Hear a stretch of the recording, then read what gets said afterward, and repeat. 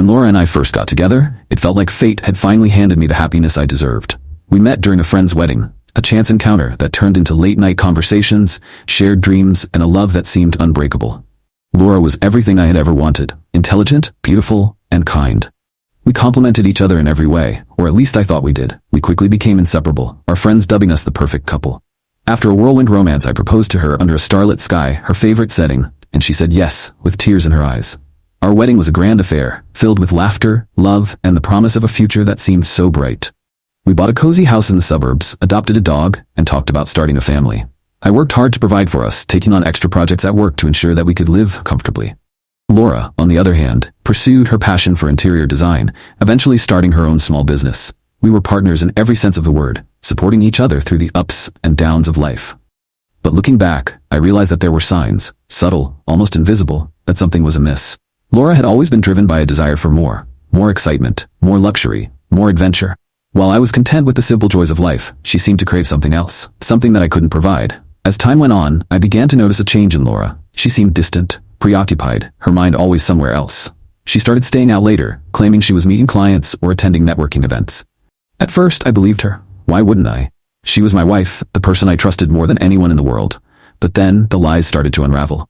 I would find inconsistencies in her stories, small details that didn't add up. She would come home smelling of a different cologne, or with a smile that seemed too forced. I tried to brush it off, to convince myself that I was being paranoid, but the doubts continued to gnaw at me. I remember the night that everything changed. I had planned a surprise dinner for our anniversary, a romantic evening at home with her favorite wine, and a meal I had spent hours preparing. But when I called her to find out when she would be home, she didn't answer. I waited for hours, the candles burning low, the food growing cold, until she finally walked through the door, her eyes wide with guilt. "Sorry, I got caught up," she said, her voice too light, too casual. She wouldn't meet my eyes, and I felt a cold knot of fear settle in my stomach. "Caught up with what?" I asked, my voice trembling despite my efforts to keep it steady. She hesitated just for a moment, but it was enough. "Work stuff," she replied, her tone dismissive. "You know how it is." But I didn't know. I didn't know anything anymore. I felt like I was losing her, like she was slipping through my fingers, and I didn't know how to stop it. The doubts continued to plague me, eating away at my peace of mind until I couldn't take it anymore. One night, when Laura was out late again, I did something I never thought I would do. I checked her phone. It was like opening Pandora's box. There were messages from Tom, my best friend since college, messages that left no doubt about what was going on between them. They had been seeing each other for months, lying to my face, betraying me in the worst possible way. I felt like the ground had been ripped out from under me. My heart pounded in my chest as I read their conversations, the casual intimacy, the jokes and plans they shared. They had even talked about me, about how clueless I was, how easy it was to deceive me. The betrayal cut deeper than any wound I had ever known. When Laura came home that night, I confronted her. I could barely get the words out, my hands shaking as I showed her the messages. She didn't deny it. In fact, she looked almost relieved, as if a weight had been lifted off her shoulders. "I'm sorry, Mark," she said, her voice calm, almost indifferent. "But I'm in love with Tom." Her words hit me like a punch to the gut. I stared at her, my mind struggling to process what she had just said. This was the woman I had built my life around, the woman I had trusted with everything. And she was telling me that she loved my best friend?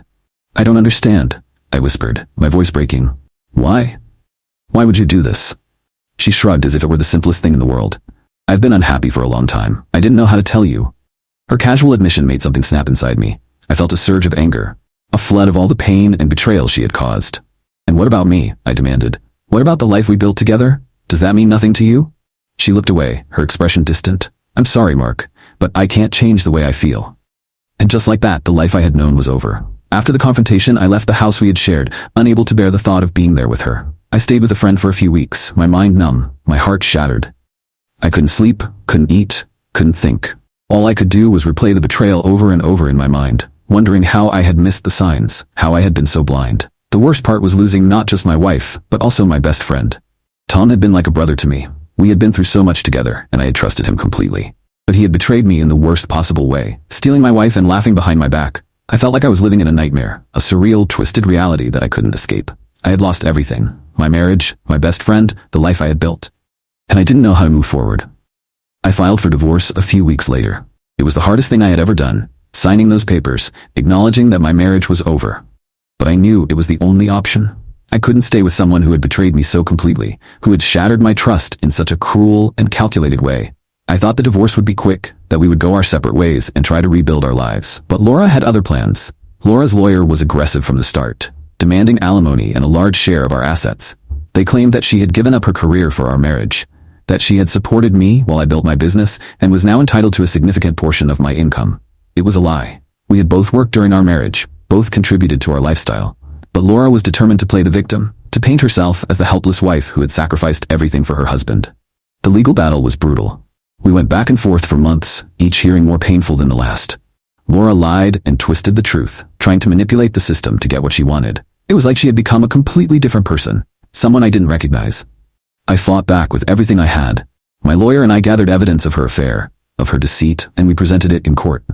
It was humiliating, airing our dirty laundry in front of strangers, but I was determined to stand up for myself, to show the world that I wasn't going to be taken advantage of. The divorce proceedings dragged on for nearly a year, each day a fresh wound that reopened the pain of her betrayal. I watched as Laura, the woman I had once loved, tried to tear me apart, tried to destroy everything I had worked for. It was a painful, ugly process, and there were times when I wanted to give up, to just walk away and let her have what she wanted. But I knew I couldn't do that. I had to fight, not just for myself, but for the person I used to be, the person who had believed in love and trust and loyalty. I couldn't let her take that away from me. In the end, the judge ruled in my favor. Laura was denied alimony, and we split our assets fairly. It was a small victory, but it felt like a weight had been lifted off my shoulders. I walked out of the courthouse that day, feeling a strange mix of relief and sadness. I was free, but at what cost? I had lost so much, had been hurt so deeply, and I didn't know how to move forward. But I knew I had to try. The months after the divorce were some of the darkest of my life. I was free from Laura, free from the toxic relationship that had nearly destroyed me, but I was also alone. I had to figure out who I was without her, without the life we had built together. I threw myself into work, taking on new projects and responsibilities to fill the void she had left. I moved into a new apartment, far away from the house we had shared, and started to rebuild my life, one piece at a time. It wasn't easy. There were days when the loneliness was overwhelming, when the memories of what had been and what could have been threatened to drown me. But I kept going, kept pushing forward, determined to find myself again. I reconnected with old friends, people I had lost touch with during my marriage. I started going out more, trying new things, meeting new people. It was awkward at first, but slowly I began to find joy in life again. As the months passed, I started to feel more like myself, more like the person I had been before Laura had come into my life. I realized that I had spent so much of our marriage trying to make her happy, trying to be the person she wanted me to be, that I had lost sight of who I really was. I began to pursue hobbies I had neglected during our marriage. Hiking, painting, even cooking. I started taking care of myself, physically and mentally, and it felt good. I was discovering a new sense of freedom, a new sense of purpose, and it was exhilarating. I also started dating again, cautiously at first. I wasn't sure if I was ready, wasn't sure if I could trust someone again after everything that had happened. But I knew I couldn't let Laura's betrayal define the rest of my life. I had to move forward, had to believe that there was still good in the world, still love worth finding. One evening, I was out with friends when I ran into Katie, an old college friend. We had been close back then, but life had taken us in different directions, and we had lost touch. We spent the evening catching up, reminiscing about the old days, and it felt like a breath of fresh air. She was still the same funny, kind, and down-to-earth person I remembered, and I found myself drawn to her in a way I hadn't expected. We started seeing each other more often, going for coffee, for dinners, and I realized that I was falling for her. It was scary, opening myself up again, but it also felt right. Katie was nothing like Laura. She was genuine, caring, and she made me feel seen and valued in a way I hadn't felt in a long time. I told her everything, about the divorce, about the betrayal, and she listened without judgment, without pity. She was just there, supportive and understanding, and it meant the world to me. For the first time in a long time, I felt hopeful. Maybe, just maybe, I could find happiness again. Just as I was starting to feel like I was moving on, like I was finding myself again, I received a call from Laura. I hadn't heard from her since the divorce was finalized, and seeing her name flash on my phone screen sent a chill down my spine. Against my better judgment, I answered. "Hello, Mark," she said, her voice hesitant. "Can we talk?" I felt a surge of anger, the old wounds opening up again. "What do you want, Laura?" There was a pause, and I could hear her take a deep breath. "I need your help." I couldn't believe what I was hearing. After everything she had put me through, she was calling me for help. "What makes you think I would want to help you?" I asked, my voice cold. She sighed, and I could hear the desperation in her voice. "Things aren't going well with Tom. He left me. I'm struggling to make ends meet, and I don't know what to do." I felt a twisted sense of satisfaction. It seemed that her perfect life with Tom had fallen apart, that she was finally facing the consequences of her actions. But I couldn't bring myself to feel sorry for her. Not after everything she had done. "What does that have to do with me?" I asked, my voice hard. I need help with money," she said quietly. "I'm asking for alimony." I laughed, a bitter sound that echoed through the empty room. "You've got to be kidding me. You already tried that in court, and you lost. You don't get to come back now and ask for more." "Please, Mark," she pleaded, her voice breaking. "I have nothing. I'm barely getting by." I felt a surge of anger, a flood of all the pain and betrayal she had caused me. You made your choice, Laura. You chose him over me, and now you have to live with the consequences. I'm not giving you a dime. There was silence on the other end, and I could hear her sniffling. I'm sorry, she whispered. I'm so sorry for everything. But it was too late. Her apologies meant nothing to me now. I'm done, Laura, I said, my voice firm. Don't call me again. I hung up, feeling a strange sense of closure. She had come to me, begging for help, and I had finally been able to stand up for myself, to say no. It felt good. After that phone call, I felt a mixture of relief and empowerment. I had finally taken a stand, finally reclaimed my life from the wreckage Laura and Tom had left behind. But the peace I felt was short-lived. Over the next few weeks, I began receiving calls and messages from mutual friends and acquaintances. Laura had started spreading rumors, painting me as the cold, heartless ex-husband who had abandoned her in her time of need. She was playing the victim, twisting the truth to gain sympathy and support. It was infuriating. I had spent so long trying to move on, trying to heal, and now she was dragging me back into her drama, trying to tarnish my reputation out of spite. I wanted to confront her, to set the record straight, but I knew it would only give her more power, more ammunition to use against me. So I stayed silent, focusing on my own life, my own happiness. I had Katie, I had my friends, and I had my own sense of self-worth. I didn't need to prove anything to anyone, least of all to Laura. Katie was my rock during this time. She knew everything that had happened, knew the pain Laura had caused, and she stood by me, supporting me without hesitation. She listened when I needed to vent, held me when I needed comfort, and reminded me that I didn't owe Laura anything. You've done nothing wrong, Mark, she told me one night as we sat together on my balcony, the city lights twinkling below us. She's trying to drag you down because she's miserable. Don't let her. Her words were a lifeline, a reminder that I had built something beautiful out of the ashes of my old life. I had found love again, found happiness, and I wasn't going to let Laura take that away from me. I focused on my relationship with Katie, on building a future with someone who truly cared about me. We took trips together, explored new places, and made new memories. I felt a sense of peace, a sense of belonging that I hadn't felt in a long time. Despite her attempts to vilify me, it seemed that Laura's life continued to spiral downward. I heard through the grapevine that she had lost her job, that she was struggling to pay her bills, and was living with a relative. It seemed that everything she had once taken for granted had slipped through her fingers, leaving her with nothing. I didn't feel sorry for her. She had made her choices, had betrayed the people who loved her, and now she was paying the price.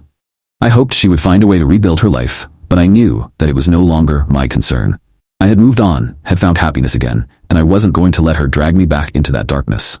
It was a sunny Saturday afternoon, and I was out for a walk with Katie when I saw him. Tom. He was sitting alone at a cafe, looking haggard and worn, a shadow of the confident, charismatic man I had once called my best friend.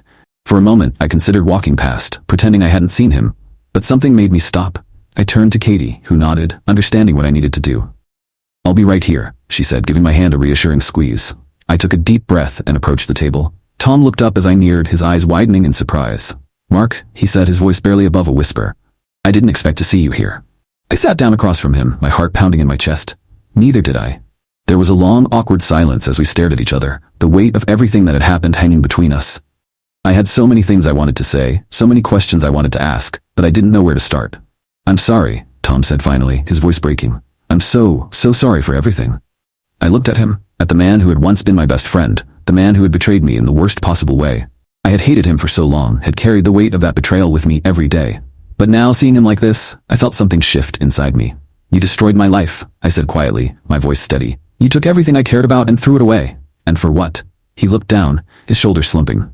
I don't know, he whispered. I was stupid, selfish. I thought I was in love with her. And now? I asked, my voice cold. I felt my heart skip a beat, a sense of anticipation building inside me. What is it? She took a deep breath, her smile widening. I'm pregnant. For a moment, I couldn't breathe, couldn't think. I stared at her, my mind struggling to process what she had just said. You're pregnant? I whispered, my voice filled with awe. She nodded, tears of joy filling her eyes. Yes, Mark, we're going to have a baby. I felt a surge of emotions, a flood of happiness and love that took my breath away. I stood up, pulling her into my arms, holding her close as tears filled my own eyes. I love you, I whispered, my voice choked with emotion. I love you so much.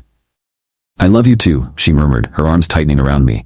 In that moment, I realized that everything I had been through, all the pain and betrayal, had led me here, to this moment, to this person, to this love.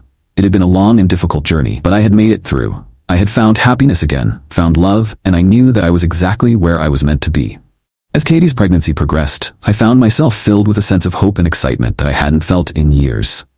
We prepared for the arrival of our baby, transforming a spare room into a nursery, picking out tiny clothes and toys, dreaming about the future we would build together as a family. I couldn't wait to be a father, to experience the joys and challenges of parenthood with the woman I loved.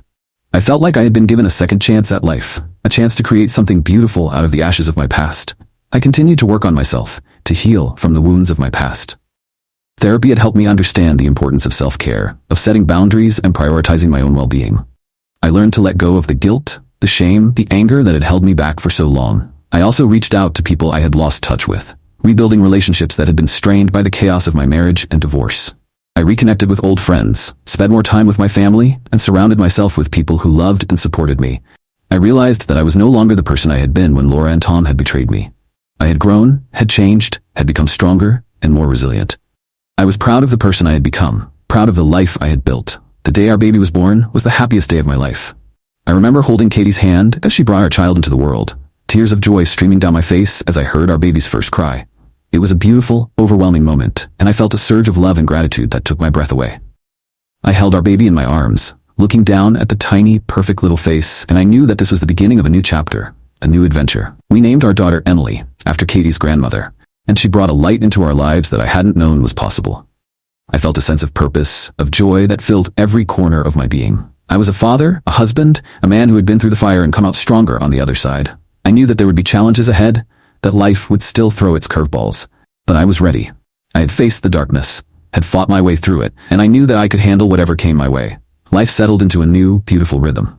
I spent my days working, my evenings with Katie and Emily, my heart full of love and gratitude. I had found my way back to myself, had found happiness and love, and I knew that I was exactly where I was meant to be.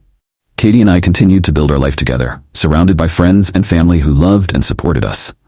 We bought a bigger house, one with a backyard where Emily could play, and we filled it with laughter and love. I also continued to focus on my personal growth, on being the best version of myself for my family. I pursued hobbies, spent time with friends, and made sure to take care of my own well-being. I knew that I had to be strong, not just for myself, but for the people who depended on me. I had learned so much from my experience with Laura and Tom, about love, about trust, about the importance of standing up for yourself. I had faced the darkness, had fought my way through it, and had come out stronger on the other side. Life wasn't perfect, and I knew there would always be challenges, but I was ready for them. I had found my way back to myself, back to the person I had always been, and I wasn't going to let anything take that away from me. It's been several years since the divorce, since Laura and Tom's betrayal shattered my world. I've come a long way from that dark time, and I've learned that life is full of unexpected twists and turns, that sometimes the people you trust most will let you down, but that doesn't mean you can't find happiness again. I've learned the power of resilience, of picking yourself up when life knocks you down, of believing in yourself even when others try to tear you apart. I've learned that forgiveness is a gift you give to yourself, that letting go of the past is the only way to truly move forward. I've found love again, found happiness again, and I'm grateful every day for the strength and the courage that brought me here. For anyone out there going through a similar experience, I want you to know that there is hope. There is light at the end of the tunnel, even if it's hard to see right now. You are stronger than you think, braver than you know, and you have the power to reclaim your life, to build something beautiful out of the ashes of what was. Don't let anyone take that away from you. Believe in yourself, fight for yourself, and know that you are worth so much more than the pain others have caused you.